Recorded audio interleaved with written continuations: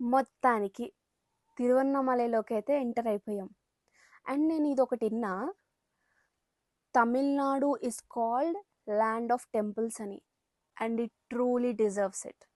Such a beautiful place అండి. అక్కడున్న ప్రతి టెంపుల్ చాలా బాగుంటుంది. తంజావూర్ కానివ్వండి, చిదంబరం కానివ్వండి, like every temple. But when I talk specifically about Arunachalam, it's completely a different story. Every one has to visit. Completely ఒక different story ఎందుకన్నాను అన్నది అరుణాచలం విజిట్ చేసిన వాళ్ళకి క్లియర్గా అర్థమవుతుంది. నార్మల్గా అయితే కొండ పక్కన దేవుడు, కొండ పైన దేవుడు, ఆర్ కొండ మధ్యలో దేవుడు ఇలా అంటాం కదా.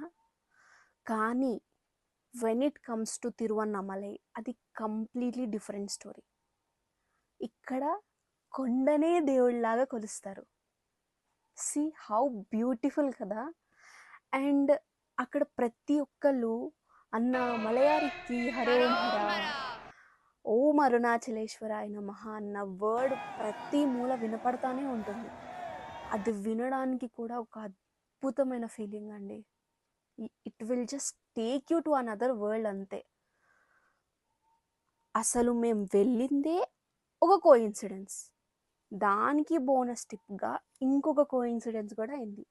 చాలా యాదృచ్ఛికంగా జరిగిన విషయం అది, నాట్ అ ప్లాన్డ్ వన్. అదేంటి తెలుసుకోవాలని మీకు కూడా ఉంది కదా. మరి లేట్ ఎందుకు?